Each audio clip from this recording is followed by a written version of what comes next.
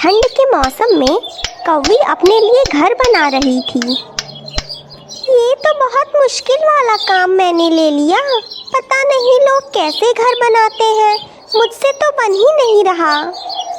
ऊपर से इतनी जोर की ठंड पड़ रही है, मैं तो ठंड से जम ही जाऊंगी। तभी वहाँ से उल्लू गुजरता है। रामू, थोड़ा रुको तो।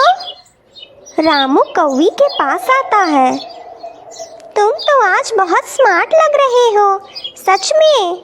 देखो तो तुम्हारे पंख कितने सुंदर लग रहे हैं। रामू, मुझे बहुत ठंड लग रही है, क्या तुम मेरा घर बना दोगे? उल्लू तुरंत समझ जाता है कि कौवी उसकी झूठी तारीफ कर रही थी। तुम मेरी झूठी तारीफ कर रही हो ना, मैं तुम्हारा घर नहीं बनाऊंगा। इतना कहकर रामू वहाँ से चला जाता है। अब मेरा घर कौन बनाएगा? मुझे तो बहुत ठंड लग रही है।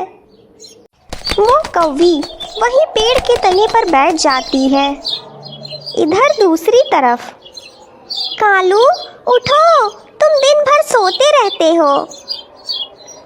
तुम तो हमेशा ही मुझे डांटती रहती हो, कभी भी मुझसे प्यार से बात नहीं करती हो।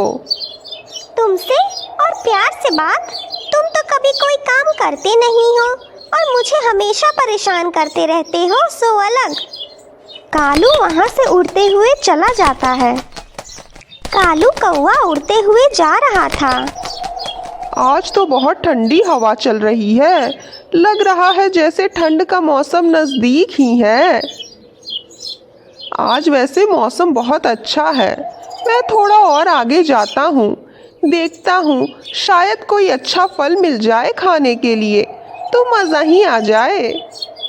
कालू उड़ते उड़ते दूसरे जंगल में पहुँच जाता है। वहाँ कौवी की नज़र उस पर पड़ती है। ये कौन है? क्यों ना मैं इसे अपने बातों में फंसा लूं और अपना घर बनवा लूं। वो कौवी कालू को आवाज़ लगाती है। उसकी आवाज़ सुनकर कालू वहाँ पर जाता है। कौन हो तुम? तुम्हें तो पहले इस जंगल में नहीं देखा। हाँ, मैं इस जंगल का नहीं हूँ, मैं बगल वाली जंगल से घूमते घूमते यहाँ तक आ गया। अच्छा, क्या तुम मेरी मदद करोगे? तुम तो बहुत बलवान लग रहे हो, बहुत शक्तिशाली और कितने सुंदर भी हो। इतना सुनते ही कालू हवा में उड़ने लगता है।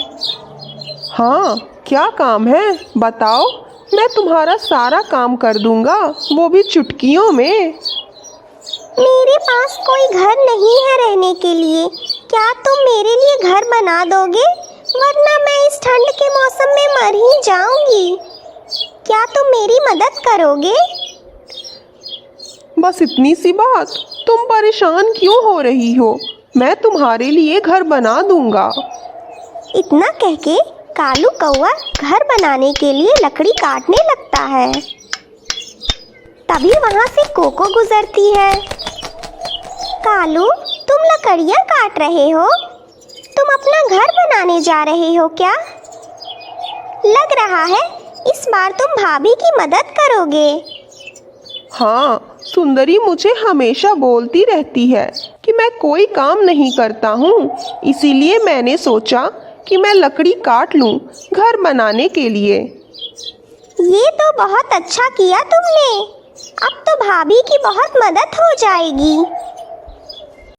इतना कहकर कोको वहाँ से चली जाती है। इधर कालू सारी लकड़ियाँ काटकर कौवी के लिए घर बनाता है। आज मैं बहुत थक गया हूँ, अब मैं घर चलता हूँ, बाकी काम मैं कल आकर कर दूंगा। ठीक है, पर कल जल्दी आ जाना।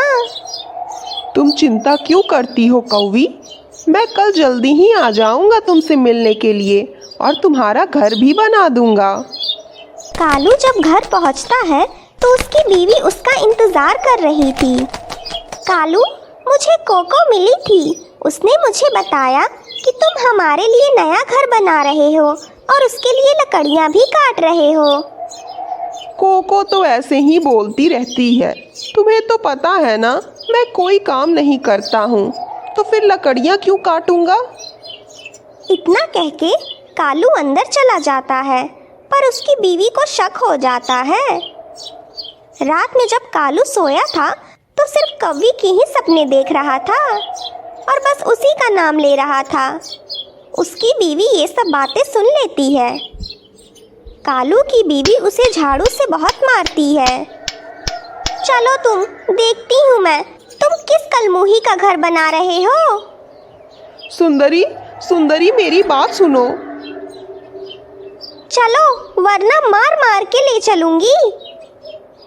दोनों कौवी के घर के पास जाते हैं। कालू, तुम आ गए, आओ जल्दी से मेरा घर बना दो। तभी वहाँ सुंदरी आ जाती है।